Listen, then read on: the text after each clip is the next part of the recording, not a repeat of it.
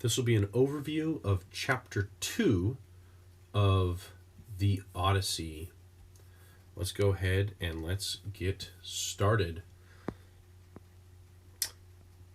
Story takes place in the present day of the story. So remember, there's been flashbacks and forth, so we are current time where Athena returns to Mount Olympus. Now, much like current government, very little has been done in her time away. After they met and agreed that they were going to help free Odysseus, nothing has happened. So Athena is obviously a little upset, but even though she is the daughter of Zeus, she still needs to kind of watch her tone a little bit as she addresses Zeus, king of the gods. So she talks about Odysseus, characterizing him as a wise and beloved king. She uses a little verbal irony since she addresses her words to all the kings, which would include Zeus. And she wishes that all kings will be awful because a truly great king Odysseus is abandoned by the gods. And that clearly the gods are not rewarding this kind of behavior. So she's characterizing Odysseus, again, with this high praise. And we just kind of read a whole monologue. Now, as we continue, she really describes Odysseus's current predicament as he's trapped on this island with the nymph Calypso. Her descriptions are dramatic, but Zeus kind of seems a little like checked out and almost like a little like, hey, we'll get to it when we get to it. So he does remind her that they said they would get to freeing Odysseus and that she's a god, right? Hey, you do your own thing. So she rushes off to begin to help Odysseus, and Zeus orders Hermes, messenger of the gods, to visit Calypso and to command her to release Odysseus. So Hermes puts on his sandals. These are wing sandals that give this ability of speed and flight. And it's fascinating. These sandals would actually work on mortals.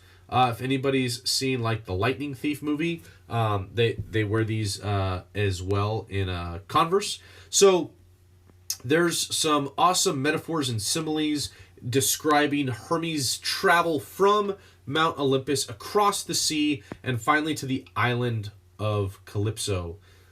Now, the caves here are beautiful, right? Like, oh man, look, check these out. Like, her home is off the hook. So into Calypso's house he goes. So check this out, like a whole pool. She's sitting here at the loom. She's actually singing of Aphrodite, the goddess of love, before Hermes interrupts her. They greet each other in a friendly manner. Again, you can imagine she's an immortal nymph. He's a god. They've probably seen each other over the last few centuries. And they appear to be on good terms. So Hermes, though, all business, informs her that this is not a social call. He is there to pass a message from Zeus. Refers to Odysseus and says, you need to release your prisoner so that he may finally return home. Now, she does not like this at all, right? Her mood instantly changes when she realizes that Hermes is here to take away her boy toy, right? So we need to understand something. Calypso has been doomed to live on this island forever. She can never leave. And she has enjoyed the company and companionship of Odysseus and does not want to let him go. But neither does she want to go against the will of Zeus.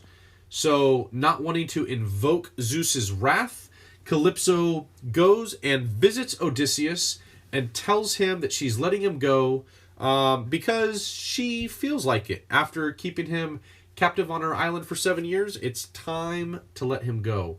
Now, Odysseus suspects a trap. Again, remember, this is a wise, cunning man. And it's like, I am not going to go until you promise me that nothing is going to happen to me, right? So this is a little bit of irony. Again, Calypso informing Odysseus that she has suddenly decided to allow him to return is not what we, the reader, know. We know that Zeus has commanded this of her. So he does not believe that a raft would be able to reach home, and he does not trust Calypso. So he makes her swear that she means him no harm. So she swears it. And in fact, she says that if he knew all the trials that still faced him, he would rather stay on her island. And not only to stay on the island, but I want you guys to catch that she has actually offered him immortality. But Odysseus loves his wife so much that he will suffer the wrath of the gods and turn down this gift. He wants to leave. So he compliments Calypso, telling her how beautiful she is, and then takes her hand and they walk into Calypso's bedroom. Now, I don't know how we go from saying for Odysseus that I would rather risk death and the wrath of the gods than to not see my wife again, and then go to bed with another woman. So this might be where the tone of this chapter could affect our feelings towards Odysseus's imprisonment. Is he under a spell? Is he bewitched? Or is he willing unfaithful, right? Is he sleeping around because he can? So several days later, 5 days, Odysseus is on his way home on a crude raft. Calypso loads him up with supplies and sends him on her way. And Poseidon sees that Odysseus is once again on the sea and is enraged.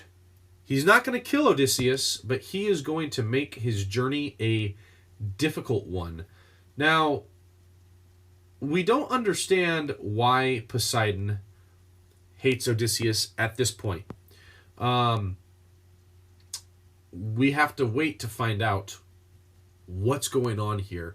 But it is interesting, right? So many of the gods seem to be in favor of Odysseus, except for Poseidon. So he goes, uses his trident, stirs up the ocean, and destroys Odysseus's raft. Snaps the mast in half. So Odysseus is clinging to the raft, and now Ino, a once mortal daughter of the sea god Cadmus, appears to him. And she's like, dude, why is Poseidon so angry with you? Now, he doesn't answer, but he does ask her what he can do to survive this storm. So she tells him to take off his clothes, which is a common request in a lot of different mythologies, and gives him her enchanted veil to wrap around him, and he will be safe. But he's got to get to land as soon as possible. So, without any other choice, Odysseus jumps off into the water and starts to swim.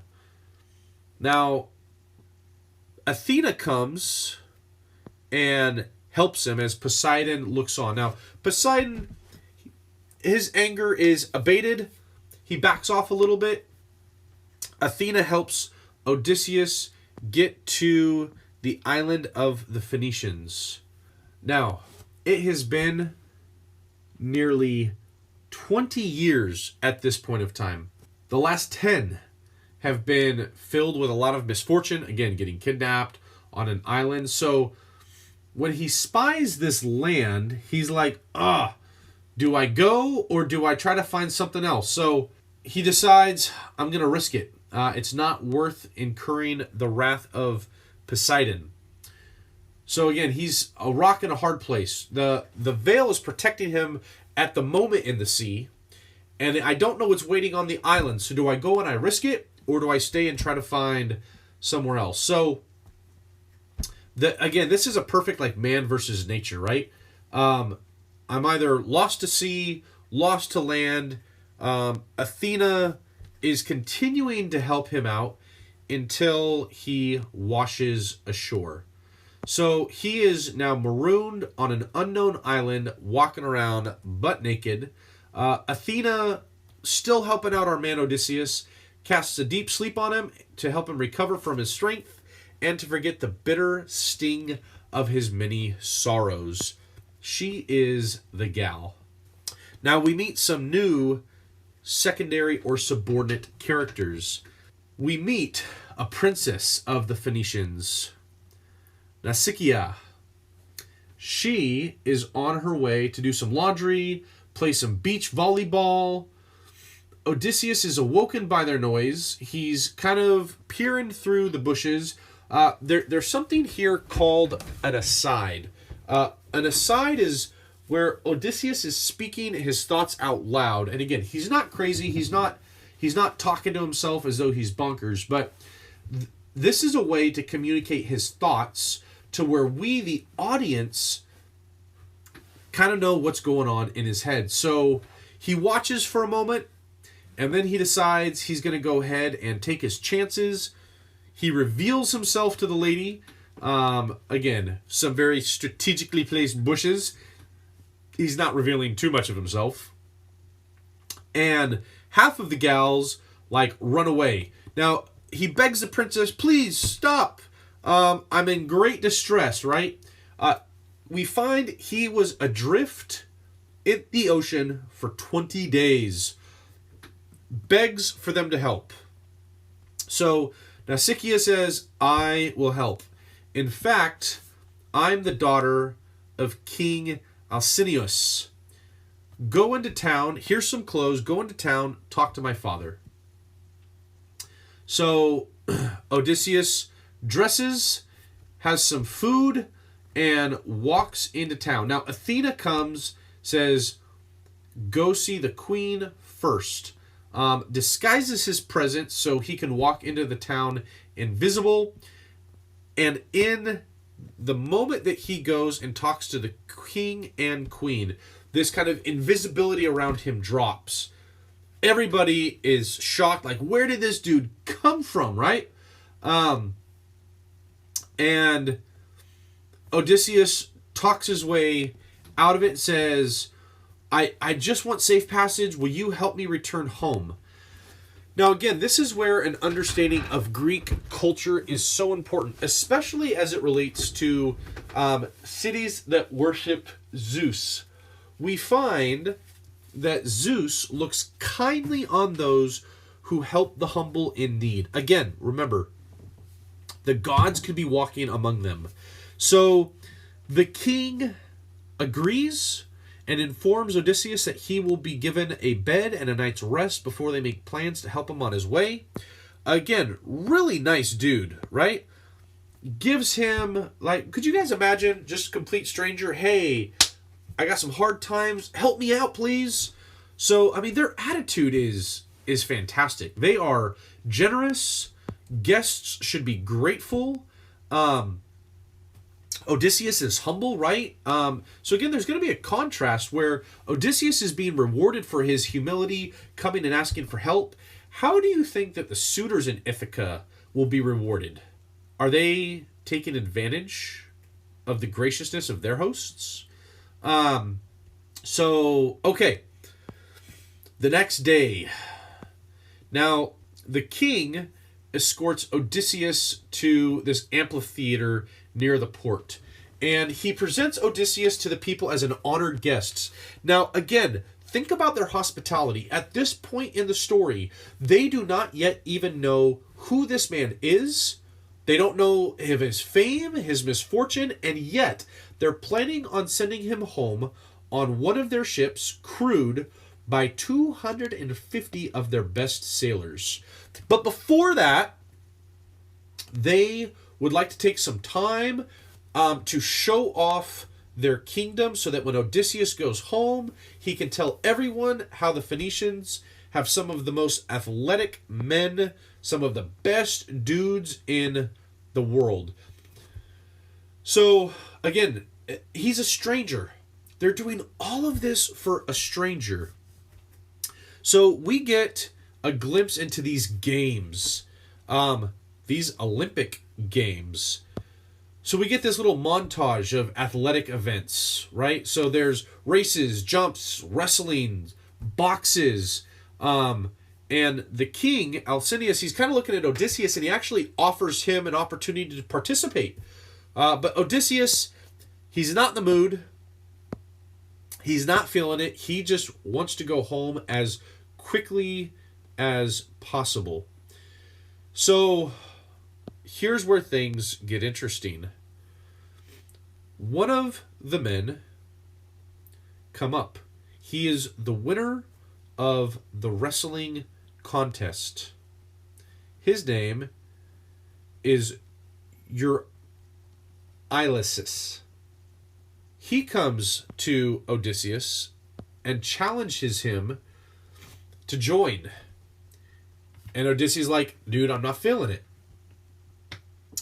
So he says that the reason you're not joining is because you don't have any skills. So he calls out Odysseus as like, you must be some kind of a lost merchant. You have no skills. You're incapable of competing in any sort of physical sport.